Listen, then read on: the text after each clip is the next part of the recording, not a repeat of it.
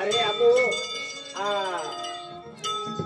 मोठी आहे ना तो खुशी मागे अखेर लावत होता आपण गेल्या वर्षे जहा आपू आल्ला तहा पाय पडी गेलो आम्हा रोड आखी ती रोड पुरी की दे आखे क्या केदा आहे बेल कुठे आखी देखावो जो तो आडवे तो आखी देखावो अले सिरे पुरे तालुका में पाया केला दे उतारे रो मेरा सिरे पूरे तालुका में पाया केला दे उतारे सिरे पूरे तालुका में पाया केला दे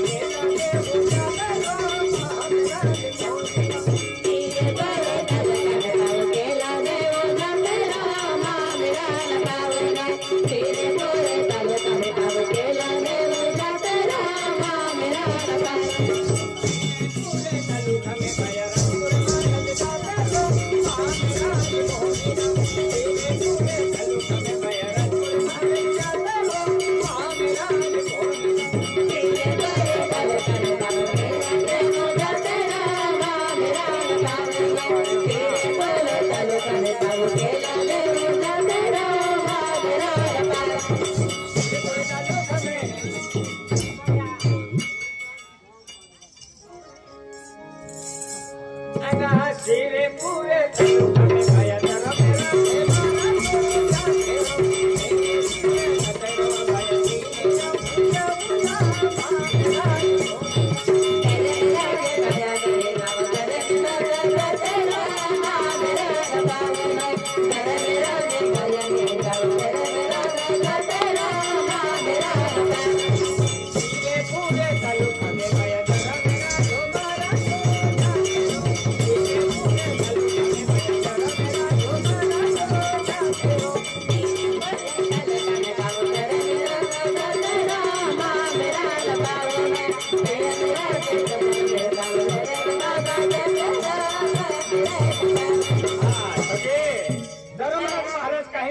मालूम है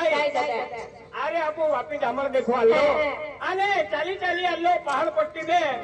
अने ही धर्मराजपुरा में खाडी पाय थागो देखाई गेलो अने खाडी देखाई गेली अने ई आविल पाय बी लेगलो अने मोडो मोऊ चाड़ा थो अने त्या चाड़ा तोले साई बोई पडलो अने तिही त्या थागो टकाई गेलो तो मोऊ चाड़ो छिलकी गेलो बोली गेलो हाय केडल बी ही वडील वेल किया मालूम मेरी हे मोऊ चाड़ो आथो तो बोली गेलो आग लागी गेली अगरबत्ती अने नारिया छोटे ठोवले असे तिया की म्हणजे आग लागी गेली की चाळो बोली गेलो जुनो चाळो होतो हा का आणि सिरे पुरे तालुका में माया ताई ताई सिरे पुरे तालुका में माया ताई ताई मालराज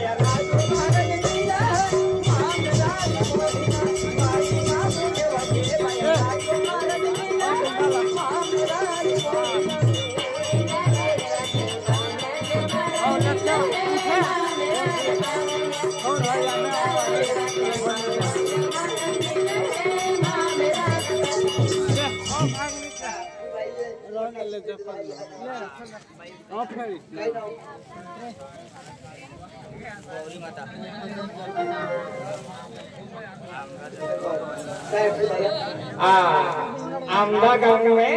गौरी माता जात्रा गौरी माता जातो हाँ हेरा घेऊन जातो मी हो अरे ते माता भक्त हाय माता आहे की माता आशीर्वाद दे सुख शांती दे हा का हो हो हो हो आशीर्वाद दे मला